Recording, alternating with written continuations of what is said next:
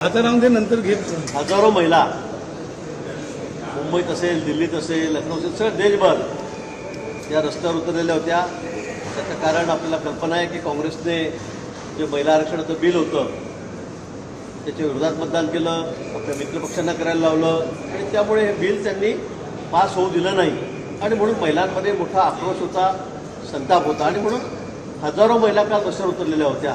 आणि अशाच मोर्चाचं आयोजन नियोजन या ठिकाणी वरळीला सुद्धा झालेलं होतं आणि मोर्चा सुरू असताना, कारण हजारो महिला त्या मोर्चामध्ये होत्या, ट्रॅफिकची कोंडी झालेली होती, हे खरं आहे.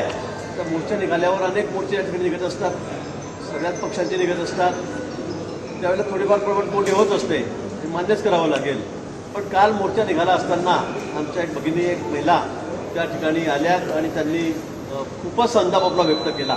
त्या फारच चिडलेल्या होत्या आणि वाटते तसं खरं म्हणजे त्या बोलत होत्या. त्यांनी तसं बोलायला नको होतं.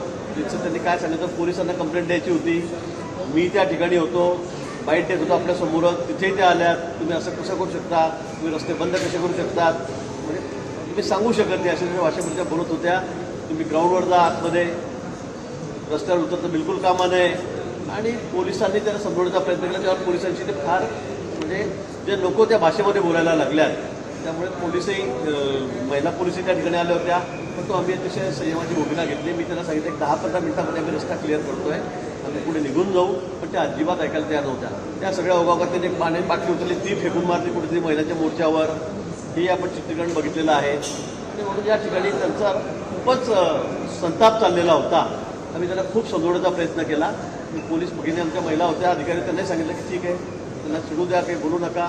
आमच्या भगिनी काही संतप्त झालेल्या होत्या, त्यांनाही आम्ही सांगितलं की जाऊ द्या, बोलू द्या, त्यांना काय बोलायचं असेल ते. आणि 10-15 मिनिटांमध्ये मग त्या तिथून निघून गेल्या. एवढाच तो त्या ठिकाणचा प्रकार झालेला आहे. पण मोर्चा जो निघाला होता तो महिलांसाठीच निघाला होता. खरं म्हणजे महिलांच्या आरक्षणाच्या संदर्भातलाच तो मोर्चा होता, बिलाच्या संदर्भातलाच तो मोर्चा होता. आणि पण त्यांचा राग, संताप हा खूपच अनावर झालेला होता आणि म्हणून त्या बदल बोलत होत्या. पण यापुढे निश्चित आम्ही अशी काळजी घेऊ.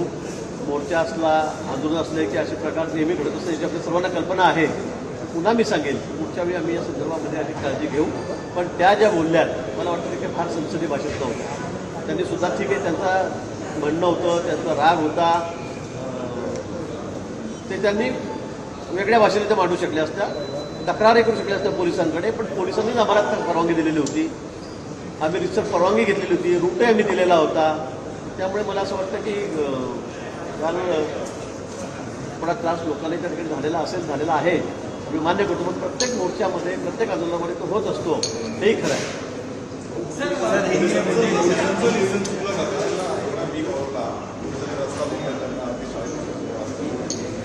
नाही, मला असं वाटतं की संध्याकाळची वेळ होती, 5:30 वाजता आमचा मोर्चा निघाला त्या ठिकाणी.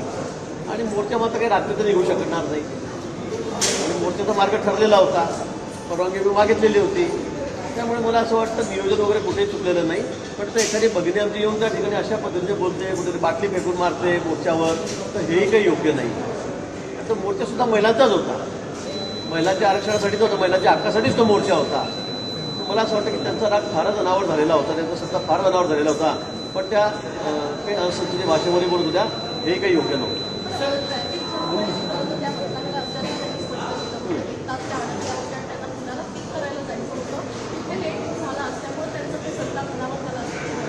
नाही, बरोबर आहे ना. मी सांगितलं आधी की असे मोर्चे असले की ट्रॅफिक जाम होतात, लोकांना त्रास होतो, त्यांचाही त्रागा वाढतो, हे खरं आहे.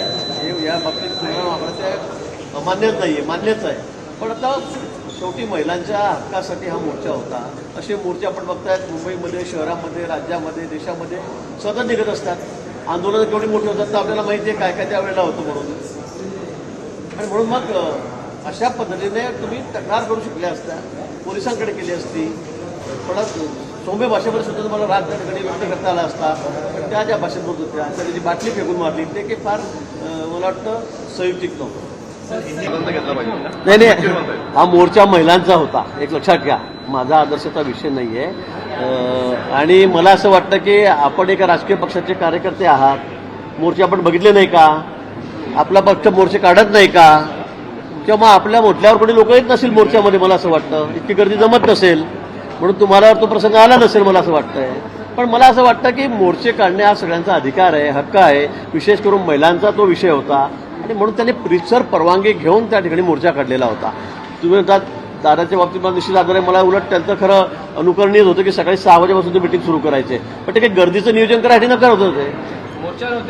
ते मोर्चा काढत होते सकाळी 6 वाजता 5 वाजता, असं नाही ना. आणि म्हणून मला वाटतं मिटिंगा घेणं आमचे मुख्यमंत्री महोदय, आम्ही सगळेच मिटिंगा घेत असतो. मुख्यमंत्री महोदय तर रात्री 12 1 वाजेपर्यंत मिटिंग घेत असतात.